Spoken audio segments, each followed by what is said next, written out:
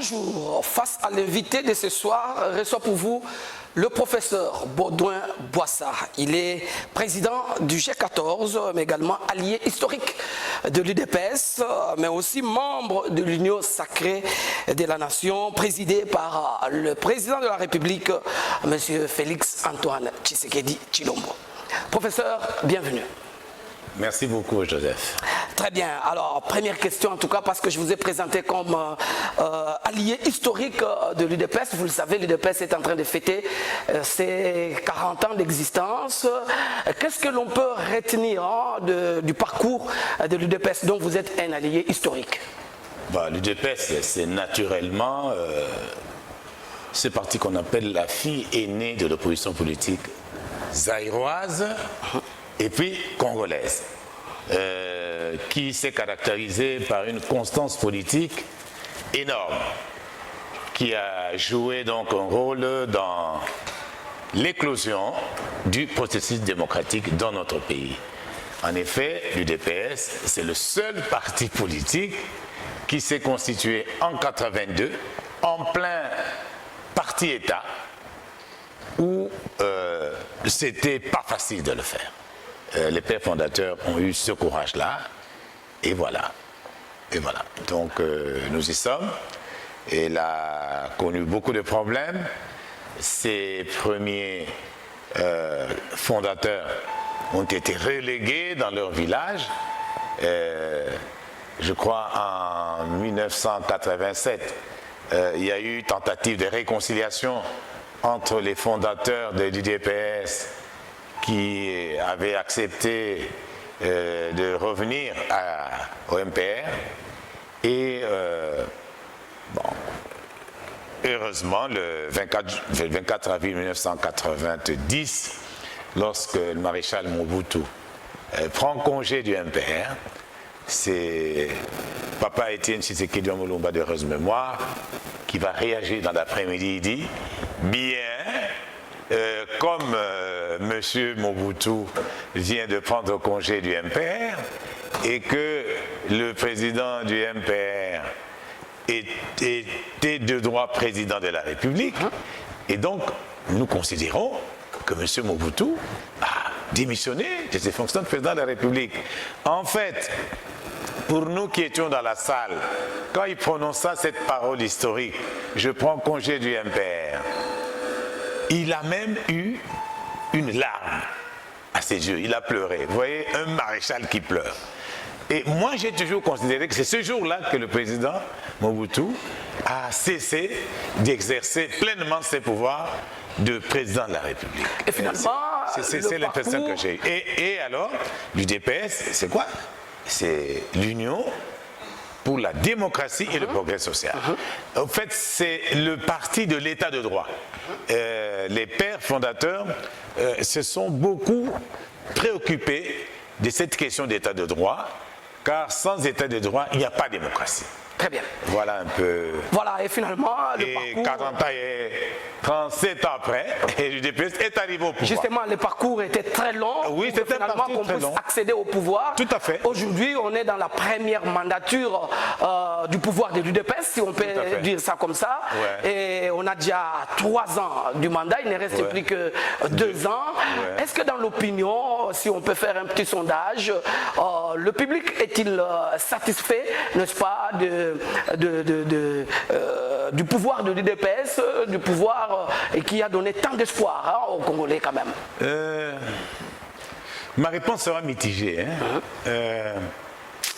Je pense que le début de la mandature du président Félix a été problématique dans ce sens que l'UDPS est entré en mariage avec les FCC, et alors l'UDPS avait un cahier de charges, une feuille de route, les FCC avaient son cahier de feuille de route, et nous avons eu comme ça une espèce de hiérarchie au sommet de l'État, au sein du gouvernement.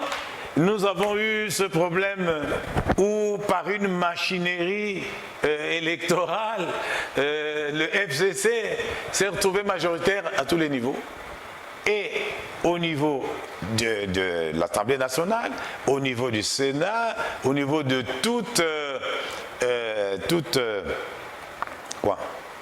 oui, au niveau du gouvernement, au niveau des provinces, toutes les institutions. Et en plus, le FCC s'est retrouvé toute seule au niveau de la petite territoriale, au niveau des services de renseignement, au niveau de l'armée, au niveau de la Banque centrale, et la machine a grippé. Elle a fini par gripper. Et le président a eu cette idée lumineuse de convoquer les consultations populaires au palais de la Nation. Et nous avons attiré son attention sur le fait qu'il fallait rompre cette affaire-là. Parce que sinon, on allait tout droit au poteau. Au poteau. Oui. Parce que finalement, en 2023, il y a une seule personne qui va répondre devant la nation. C'est Félix Tshisekedi. Très bien, alors. Et vraiment, l'État était bloqué. Et alors, pour débloquer, il a créé un gouvernement. Et donc, on a rompu, nous avons divorcé avec le FCC. Et nous avons fait ce qui s'est passé à la CNS, c'est-à-dire un retournement d'alliance, parce que vous savez que quand nous sommes arrivés à la CNS, 85% des délégués de la CNS étaient du MPR. Étaient des forces politiques et sociales du maréchal Mobutu. Et il n'y avait que 15% de l'opposition. Eh bien, un miracle s'est produit. Nous sommes devenus majoritaires. 65% pour l'opposition, 35% pour Et à l'époque, c'était aussi l'Union sacrée. Oui, c'était l'Union sacrée. Il n'y avait pas que l'Union sacrée. Il y avait l'Union sacrée, il y avait la FICI, il y avait la société civile, etc. qui avait réussi quand même à devenir majoritaire au sein de la CNS. Alors, professeur, on va aller un peu plus vite. Aujourd'hui, vous... Mais c'était très important de rappeler ça. Parce que les gens ne savent pas ce qui s'est passé au Parlement. Très bien. Il s'est passé une machinerie magique qui a retourné les esprits, qui a dit non, nous acceptons l'union sacrée que nous propose. Et l'histoire va se répéter avec voilà. le fils. C'est ça. Très bien. Alors, donc c'est ça un peu. Vous les alliés de l'UDPS, est-ce que vous jouez votre rôle? Est-ce que vous êtes aussi entendu? Votre voix est quand même écoutée au niveau de l'UDPS? Ou alors, lorsque le butin est là, ce sont des autres qui gagnent? Ah bon? Vous me posez là une question piège, hein? Bon, je ne pense pas que nous, les alliés, nous sommes retrouvés dans la gestion politique, etc. du pays. Non, je ne pense pas. Mais ce n'est pas encore terminé, parce que le président vient seulement au fait de prendre la plénitude du pouvoir. Et nous sommes persuadés que les choses vont se corriger. Et vous avez votre rôle à jouer? Nous avons décidé de continuer à rester avec le président Tshisekedi. Sans condition? Oui, tout simplement. Les G14? Oui, toujours. Parce que nous, c'est depuis 2003. Tu vois ça d'ici? C'est un mariage de 29 ans. Voilà, merci beaucoup. Vous le savez. Je rappelle en tout cas aux téléspectateurs que mon invité, le professeur Baudouin Boissa, il est membre de la famille du premier président de la République. J'ai cité le héros national Joseph Kasavubu.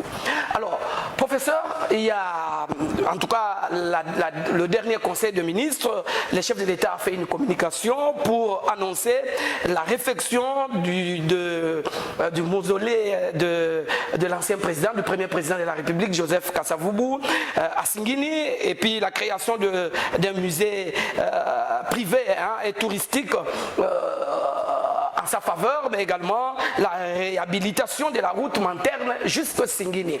Vous, en tant que proche du chef de l'État, comment avez-vous accueilli cette nouvelle? Ma joie est inestimable. Nous pensons que le président là, il rend un hommage vibrant à ce digne fils de ce pays qui est finalement, comme dit le professeur Jean-Marie Moutamba, le père de l'indépendance. C'est lui, c'est la première personnalité politique de ce pays qui a dit ceci: nous voulons d'une indépendance immédiate et totale. C'est lui, c'est le premier qui a prononcé ça.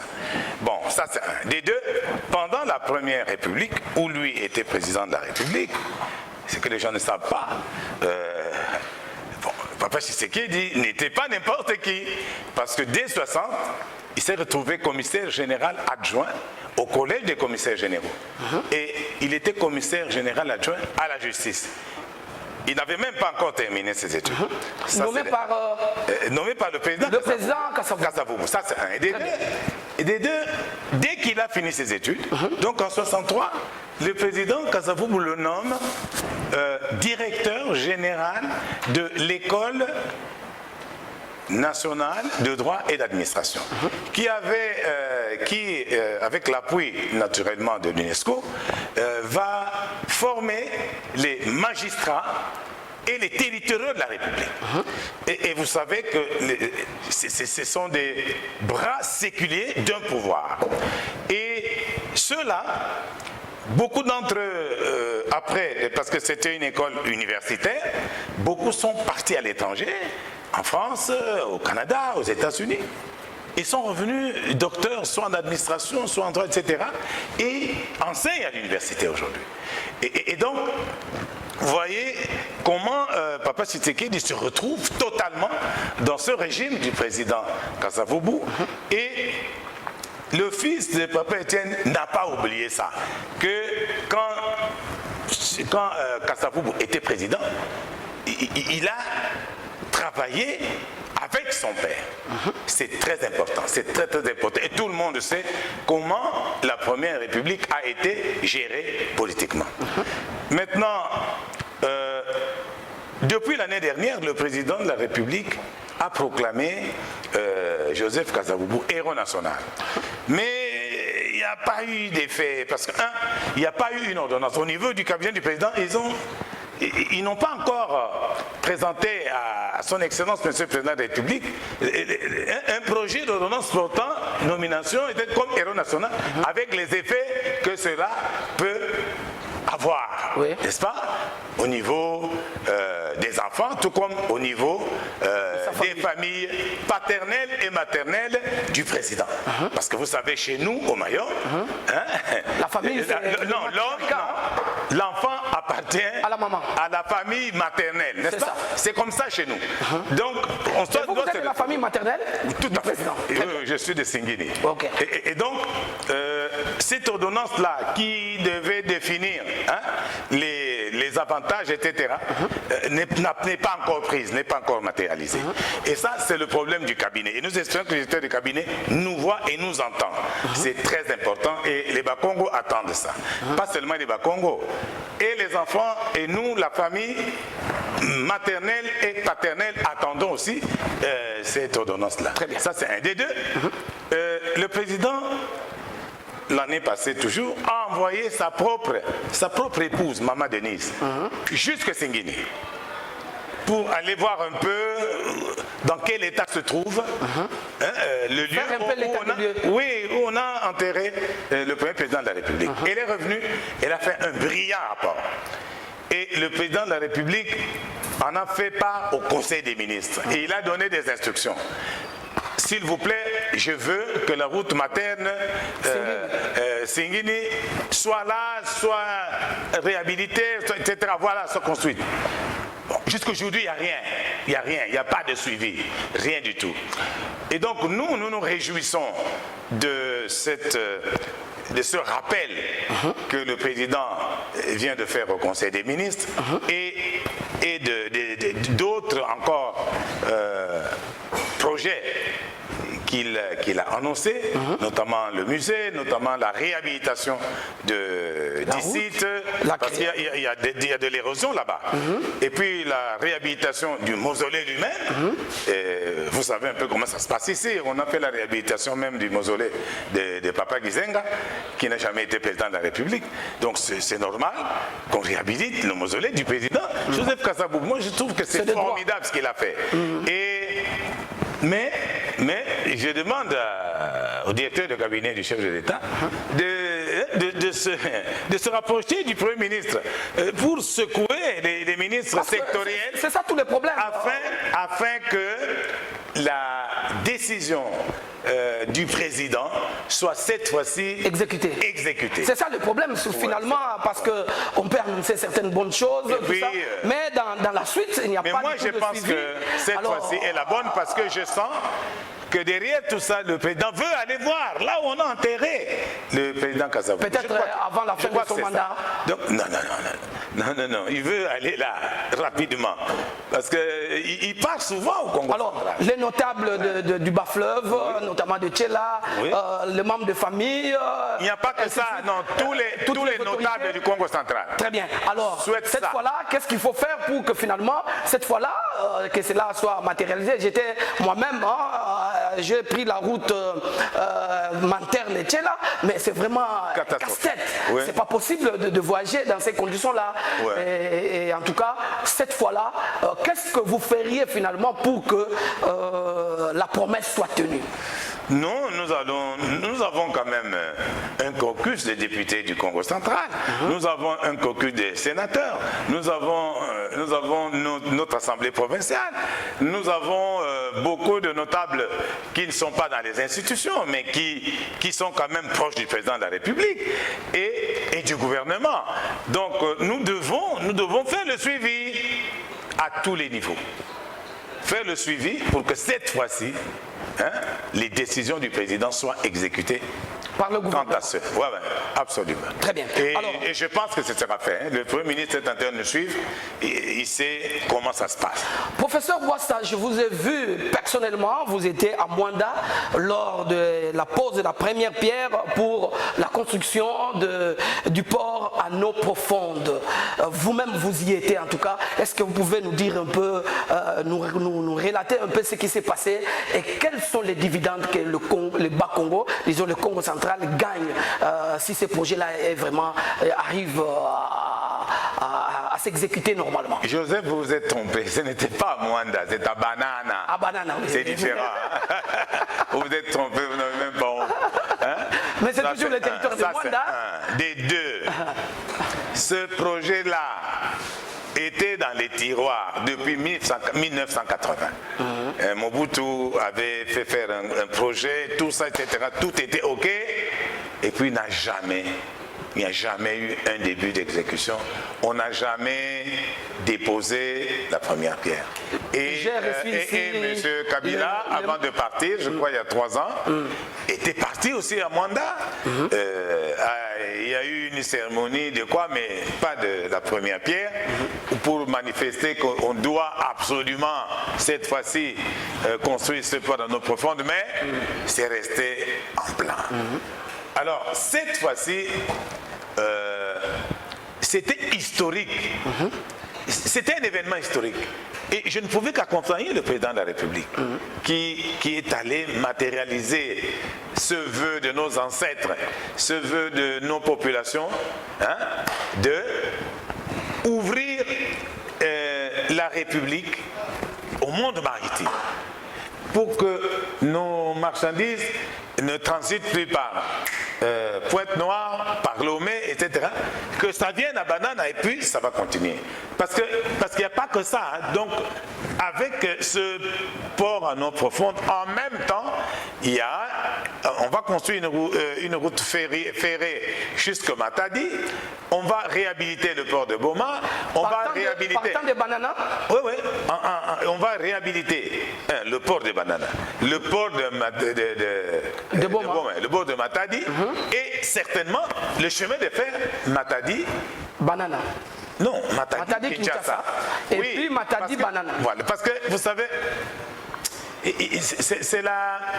il faut que la navigabilité du fleuve revienne comme c'était avant, que le cuivre repasse par ici, au lieu d'être transporté par des camions vers l'Afrique du Sud, et on perd beaucoup d'argent. Et par par rapport aux populations du Congo central, naturellement, que les retombées, c'est énorme par rapport à la création d'emplois, par rapport à l'amélioration des conditions de vie des populations. Parce que la société, là, va construire des écoles, des hôpitaux, etc., pour la contrée de Mwanda et de Banana. Donc c'est excessivement important. Et d'ailleurs, quand le président Félix l'a fait, non, il a réalisé une promesse. C'est ce que les gens ne comprennent pas. Dès qu'il a été élu, il nous a reçus, les notables, à la cité de l'Union africaine. Et il nous a dit, n'ayez pas peur. Il n'y aura pas de route, Kinshasa-Brazzaville, avant la construction du port en eau profonde. C'est ça qu'il a dit. Et il a respecté ça. Et donc, c'est un homme formidable. Et puis moi, je crois qu'il aime bien le Congo central. Mais est-ce que... Attends, moi je crois sincèrement qu'il aime bien le Congo central. Il a étudié au Congo central, il comprend parfaitement le Kikongo et tout ça. C'est notre frère. Il n'est pas seulement le frère des gens de Loja, il est frère d'abord de nous. Donc ils sommes frères de lui. Là. Voilà, professeur Boissa. Parce qu'il est né à Léopoldville, vous savez ça. Oui. Il est né à Léopoldville. Léopoldville, c'est une terre de Bakongo. C'est le royaume Congo. C'était notre terre, oui. Donc lui, il est quinois. Donc s'il est quinois, il est des nôtres. Voilà, ouais. Merci beaucoup, voilà. Professeur. Donc, mais il y a quelques inquiétudes. Il y a certaines personnes qui ont relevé quelques inquiétudes. Ils ont dit que, j'ai suivi par exemple un acteur de la société civile, Mabanga, qui disait que on n'a pas vu des engins sur les sites. Mais il ne comprend pas. Quand on dépose la première pierre, on ne peut pas voir les engins. Mais enfin. Et puis il n'avait qu'à venir. Les sites non, pourquoi il n'est pas venu le site. Non, pourquoi mon frère Mabanga n'est pas venu accompagner le président qui a posé ce geste historique pour nous, les Bakongo, quand même dit. Non, je crois que c'est pas ça. Alors vous ne croyez pas. Et le financement est là. Moi j'ai vu les ministres saoudiens, le DG de la société du port, ils étaient là. Mais vous n'avez pas peur que finalement cette forêt naturelle des mangroves soit détruite avec le port? Non, il y a des problèmes d'environnement. Non, il y a une étude environnementale qui a été faite et toutes les précautions seront respectées pour n'est-ce pas, respecter la mangrove. Bon, mais vous savez qu'il y a beaucoup de problèmes là-bas aussi. Et il y a eu il y a beaucoup de terres qui ont été... Vous comprenez ce que je dis? Très bien. Voilà, donc tout ça, alors, puisque... le président Félix va régler ça. Mais alors, il y a encore d'autres projets annoncés. C'est un homme de l'écologie, c'est un homme extraordinaire. Encore d'autres projets annoncés, le programme de développement à la base des 145 territoires. Tout ça, ça s'annonce. Et puis bon, c'est dans 2 ans que le mandat doit terminer. On annonce toujours des grands projets et c'est possible dans le temps qui nous reste de mener à bon port ces projets-là qui concernent 145 territoires, donc l'ensemble du territoire congolais. En fait, c'est parce que vous ne suivez pas. Et c'est réaliste. En fait, non, votre question, je vous comprends. Vous ne suivez pas la façon de travailler de Félix Tshisekedi. Vous ne suivez pas. Le programme des 145 territoires concerne les territoires. Et les territoires sont des entités territoriales déconcentrées. Ça, c'est le ministère du Plan. Je vous informe que c'est budgétisé déjà.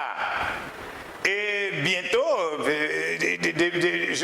ou dès la fin de ce mois, dès mars, ça commence. C'est-à-dire que pour la première fois dans l'histoire de ce pays, depuis 60,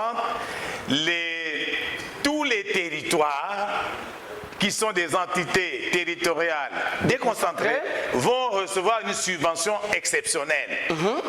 Vous comprenez ça? Et pour ça, il y a un budget de 10 millions de dollars. Pour l'année 2022. Ils sont là, ça se trouve chez le ministre des Finances. Allez demander. C'est prêt. On va les décaisser au fur et à mesure, mais on va créer des comités au niveau des territoires pour encadrer la gestion de ces fonds afin que les administrateurs des territoires ne se mettent pas à se marier, à faire du commerce avec, ou ou à faire du n'importe quoi, à construire des maisons. Non. Mais prenons l'exemple du Congo central. Attends, c'est pour nous des avons projets. 10 territoires. Attends, pour. Non, 11, non? Non, il y a 10 territoires. Ouais, c'est ça. Ah, on a 10 territoires et si on a 10 millions de dollars, c'est 1 million par territoire. Est-ce que vous croyez que 1 million... C'est beaucoup. Avant, c'était développer... zéro. Avant, c'était zéro. On n'a jamais vu ça. C'est la première fois. Les territoires fonctionnent sans moyens, sans rien. Mais là, ça viendra directement du gouvernement central. Ça viendra de chez Nicolas Kazadeka Limanjouji. Directement. Alors, les exécutants... Ah, les exécutants, c'est les administrateurs du territoire, mais le ministère du Plan va encadrer ça. Il y aura un comité dans chaque territoire qui va encadrer la gestion de ça parce que les projets pour lesquels cet argent sera dépensé sont déjà prévus, étudiés et tout au ministère du Plan. Donc, quand ça part à Chela, on dirait que c'est pour telle école, c'est pour construire tel centre de santé, et c'est pour réhabiliter telle route. C'est prévu à partir d'ici. Et il y aura une équipe de contrôle qui ira vérifier. Mais dans les 145 territoires. Mais il n'y a pas que ça. Oui. En plus de ça, le président vous a réservé une surprise.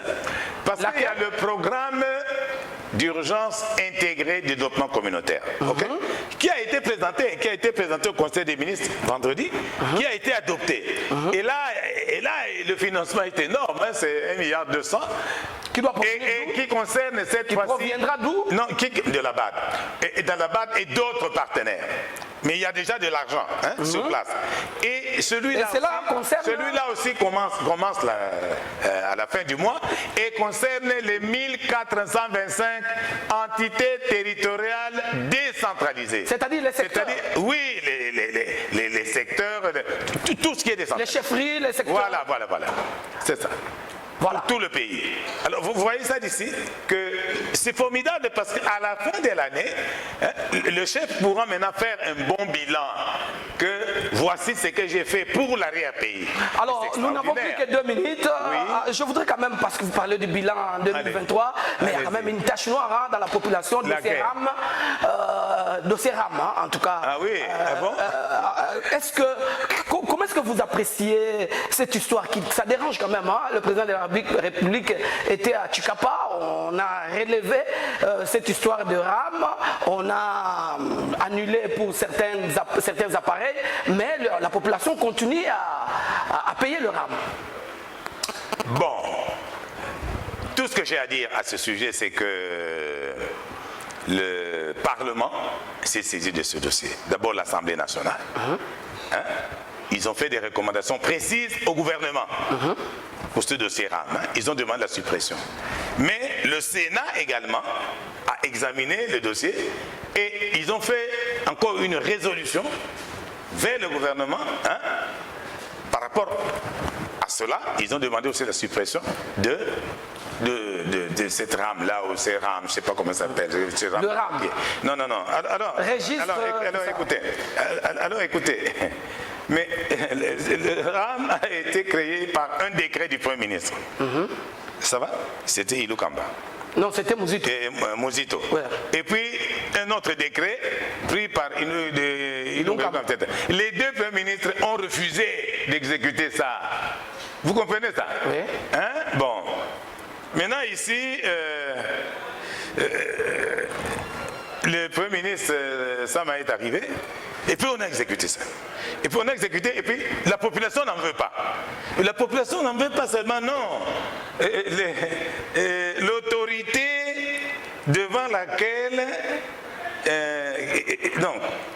l'autorité du gouvernement, qui est le Parlement, a donné les résolutions. Donc je crois que cette question, à mon humble avis, cette question se trouve déjà au niveau du gouvernement, au niveau du Premier ministre. Et nous pensons, que le chef de l'État se préoccupe aussi de ça. C'est ça que nous pensons. Et donc, attendez que je termine. En tout cas, votre dernier mot. Et donc, pour moi, je n'ai pas peur. Je connais, je sais vers où va cette rame-là.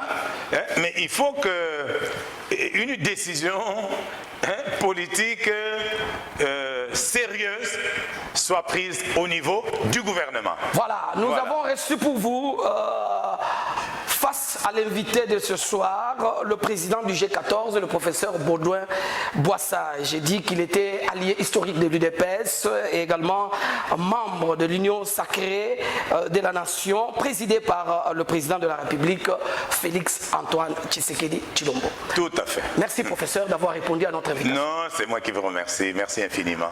Voilà. Fin donc de cette tranche. Merci mesdames. Merci messieurs. À tantôt.